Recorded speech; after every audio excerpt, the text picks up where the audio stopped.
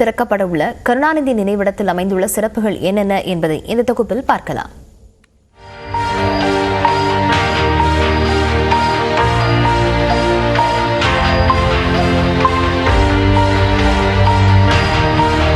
முன்னாள் முதலமைச்சர் கருணாநிதி கடந்த 2018 ஆகஸ்ட் 7ஆம் தேதி தனது 95வது வயதில் காலமானார். அவரது நினைவிடம் சென்னை மெரினாவில் பேரறிஞர் அண்ணாவின் நினைவிடத்திற்கு அருகிலேயே அமைக்கப்பட்டுள்ளது. பேரறிஞர் அண்ணா மற்றும் கருணாநிதி ஆகிய இருவரின் நினைவிடமும் மொத்தம் 8.57 ஏக்கர் பரப்பளவில் அமைந்துள்ளது. இருவரின் நினைவிடங்களின் நுழைவு வாயிலில் அழகுற பொறிக்கப்பட்டுள்ளன பேரறிஞர் அண்ணா நினைவிடம், கலைஞர் நினைவிடம் என்ற பெயர். நுழைவாயிலை கடந்து உள்ளே சென்றால் பேரறிஞர் அண்ணா அமர்ந்து படிப்பது போன்ற தோற்றத்தில் சிலை, அதன் வலப்புறத்தில் இளங்கோவடிகளும் இடப்புறத்தில் கம்பரும் வீற்றிருக்கிறார்கள். இதன் இரு புறங்களிலும் அழகான புல்வெளிகளோடு இடப்புறத்தில் அமைந்திருக்கிறது அண்ணா அருங்காட்சியகம்.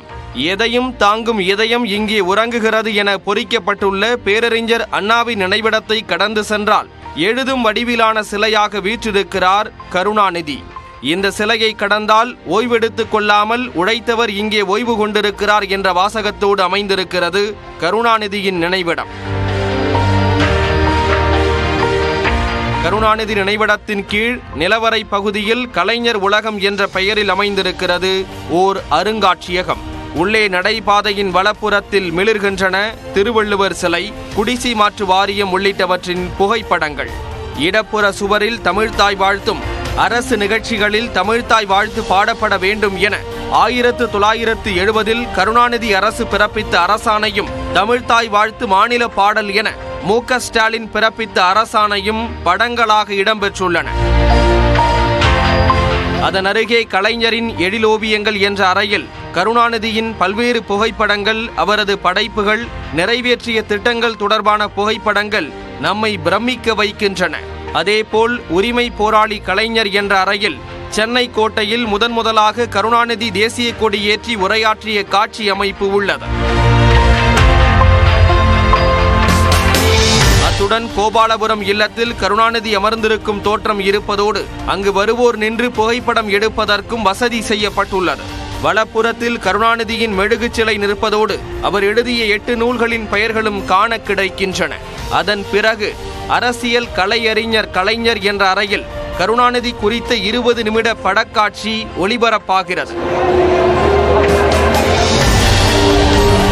அடுத்ததாக திருவாரூர் முதல் சென்னை வரை ரயிலில் பயணிப்பது போன்ற உணர்வை நமக்கு ஏற்படுத்தும் வகையில் அமைக்கப்பட்டுள்ளது சரித்திர நாயகனின் சாதனை பயணம் என்ற அறை.